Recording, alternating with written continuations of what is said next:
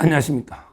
이화영이가 6월 5일 날 글 올리고, 그 다음에 이거 11일 날 올리고, 어제 또 이제 이거 페이스북에 글을 올렸습니다.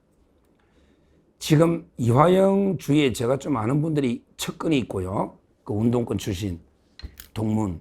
그 다음에 이거 변호사 했던 분도 좀 제가 알아서 이화영 측에 이거 좀 취재를 해보면요. 지금 상당히 분위기가 아주 격앙되어 있습니다.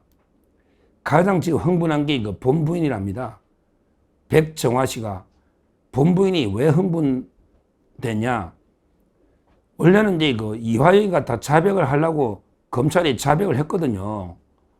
그런데 이거 본부인이 나서가지고 당신 정신 차려. 이재명이가 살아야 우리가 사면받고 빨리 된다. 이래가 본부인이 나서가지고 이화영이를 강하게 압박해서 그래서 이화영이가 번복을 했단 말이에요. 이재명한테 그 보고했다고 2번 자백한 걸 번복한 게 백정화 씨거든요. 근데 지금 이게 백정화 씨가 왜 그럼 이게 흥분 상태냐? 그런데 이런 이야기예요. 뭐냐면 이제 그 작년에 4월 15일 날 이화영이가 부인한데 이재명이 한번 만나봐라. 이랬더니 만나주겠냐? 뭐 이렇게 이야기한 게 녹취록이 나왔잖아요.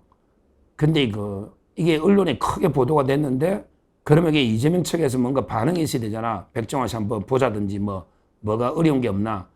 근데 아무런 연락이 없다. 그게 엄청나게 섭섭한 거예요. 그리고요. 지금 이제 이화영이가 3억 한 3, 4천 쌍방울이 또 받은 거 하고 그 다음에 대북송금 외국환 관리법 요래가 7년 8개월 받았거든요. 근데 3억 한 3,500, 3억 3천 얼마 요게 압류가 돼 있어요. 그러니까 이제 이화영이 집을 검찰이 압류를 해놔버렸어요. 그러니까 이제 집도 없고 또 이게 직업이 없으니까 생활비도 없고 왜 쌍방울에서 계속 썼으니까 이화영이가 원래 재산은 별로 없어요.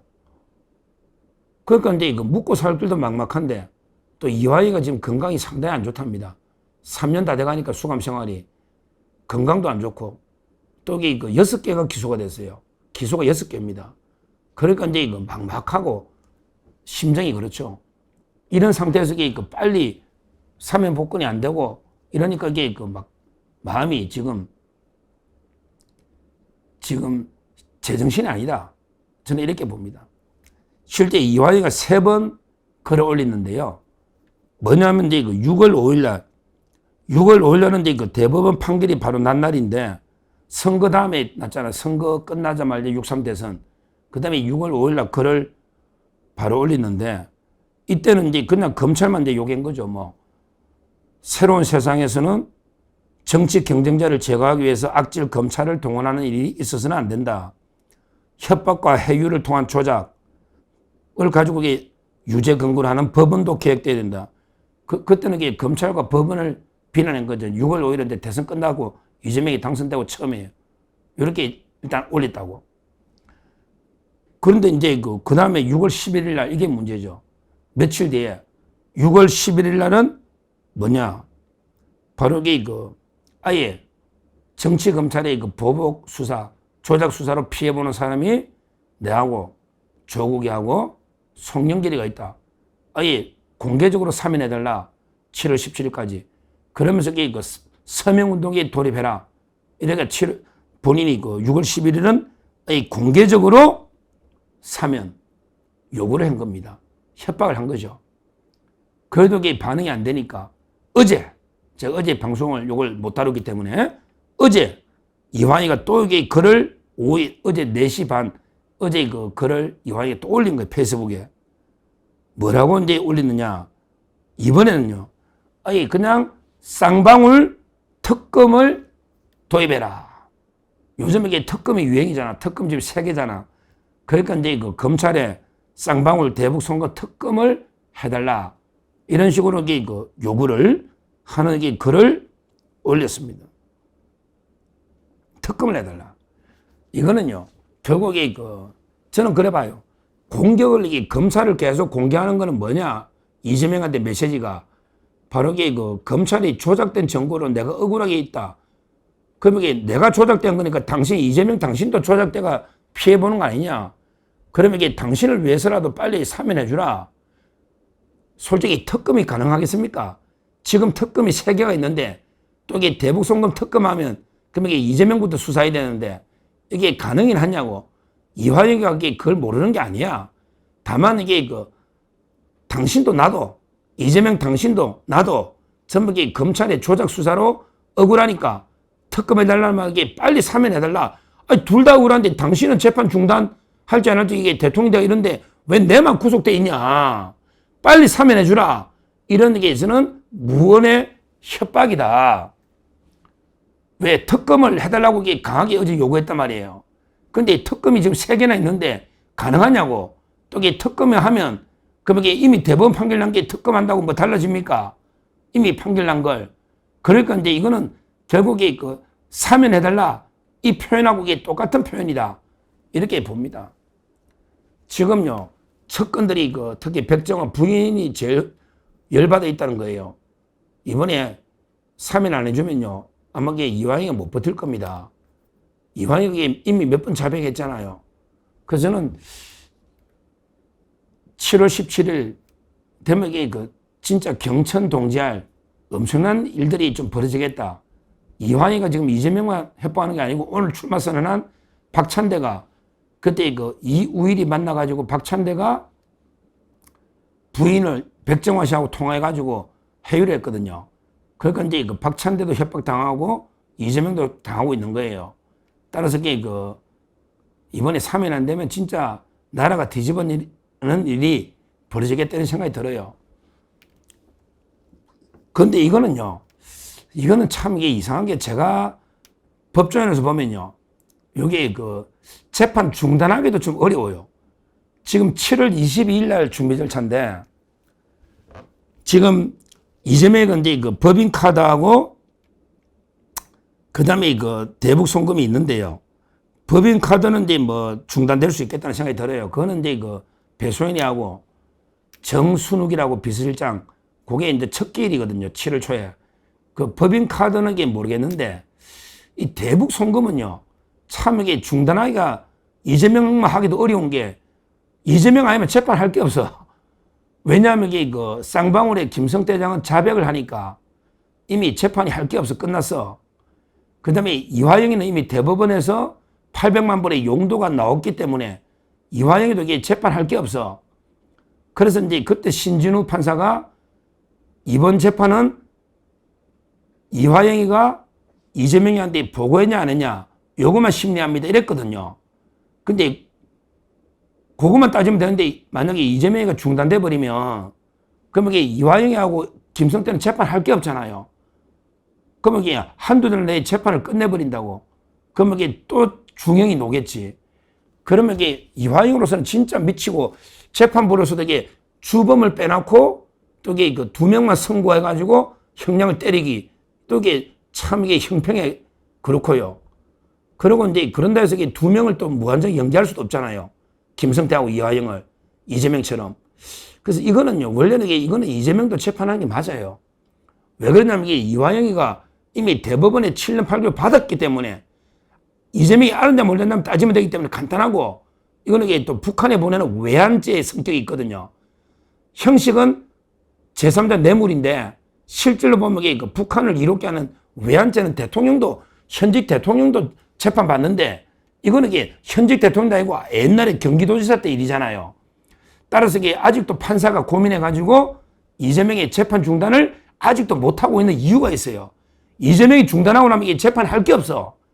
그런 데서 2명만 선고하기도 그렇고 또 때리기가 이화영만 또 그런 데서 2명을 다 중단하기도 그렇고 지금 이제 송병훈 부장판사도 고민을 거치면 이게 아주 다른 재판 같으면 어떻게 연기를 하는데 이거는 북한에 보낸 외환에 관한 죄인데다가 이게 대법원 판결이 이미 공범자가 나와 있잖아. 그래서 이게 중단이 참 이게 곤란한가 봐. 모르죠. 뭐 그래도 이게 중단할지 안 할지. 지금 중단하는데 2명만 하면 바로 선고해야 되거든. 둘이. 그러니까 이게 재판부가 고심을 거듭하고 있는 거예요. 야, 하여튼이 저는 논다 봅니다. 왜냐하면 이게 지금요, 사면이 7월 8월 달이 쉽지 않다는 거예요. 조국이도. 왜 그러냐면요. 지금 법무부 장관이 없어요. 지금 김민석이도 이게 총리가 안 돼가지고 지금 장관 지명자가 아무도 없잖아요. 그러다 보니까 이게 문재인 때는 8일 만에 지명했는데 뭐 이게 이재명이는 지금 조각을 못하고 있대. 일단 이게 김민석이 문제 때문에 정신도 없고 그리고 이게 그 인사를 김현재하고 정지상이가 다 하는데 둘이가 이게 다 하기에는 벅차잖아요. 자리가 몇 개냐고. 거기다가 뭐 국민 추천 쇼 받는다고 이게 시간 끌었고요. 뭐 그거는 이게 쇼고 국민 추천은 실질적으로 보면 이게 민정수석도 없고 그다음에 김현재하고 정지상이가 다 하는데 둘이가 능력이 안 되잖아. 이게 비선 조직에서 하다 보니 조각이 안 되는 거야. 그래서 이게 법무부 장관도 이제 그 사표는 수리돼 있고 박성재. 그러니까 이제 지금 윤호중이나 이근태나 그다음에 박균택이 이런 사람들이 거론은 되고 있는데 아직 지명이 안 됐잖아요. 그런데 그 법무부 사면심사위원회에서 실무를 하거든요. 따라서 이게 이번에 재헌절 사면은 물 건너간 게 아닌가 이런 게 분석이 많아요. 며칠 안 남았잖아. 근데 8.15도 쉽지 않다.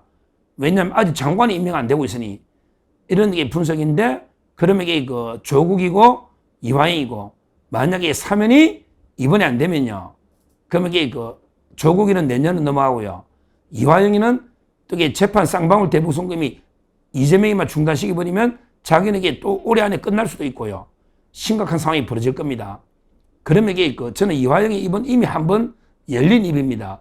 한 번 열린 입이 또 열리는 거는 어려운 게 아닙니다.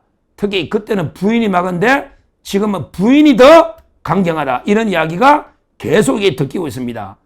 제 주위에 이화영 측근들이 워낙 많아서 저도 이게 다 물론 모니터 검증을 해보지만 실제 그 지금 분위기가 상당히 심각하다.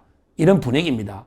이화영이가 5일날, 11일날 그렇게 어제 글 올려가지고 계속 검찰 공격하고 사면을 요구하는 게 뭔가 근데 마지막 아마 결심 이게 이화영이가 쓴 게 아닌가. 이번에 못 나가면 나는 이게 영원히 못 나간다.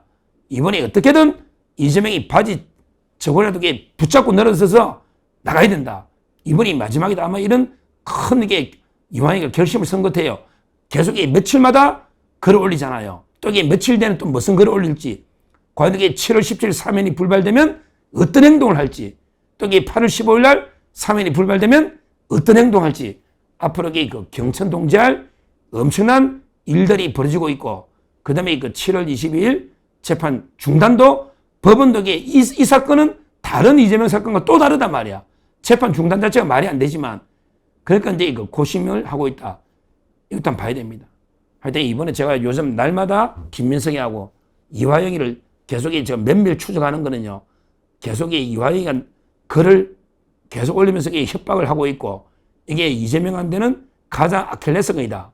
또 이게 법원이 아직도 이화영 건은 이재명 건은 중단을 못하고 있고, 중단했을 때는 이게 김성태 회장이나 이화영 또 이게 큰 문제가 생기기 때문에 북한하고 이 문제를 제가 계속 날마다 추적해서 상세하게 또 정확하게 방송해 드리도록 하겠습니다.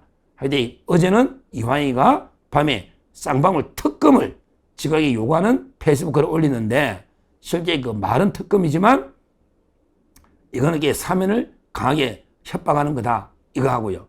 그 다음에 그 이화영의 부인이 더 이제 불이 되는 거 아니냐. 우리 부인이 더 지금 현재 강경하다. 이화영보다. 이런 제가 들은 두 가지 이야기를 말씀을 드렸습니다.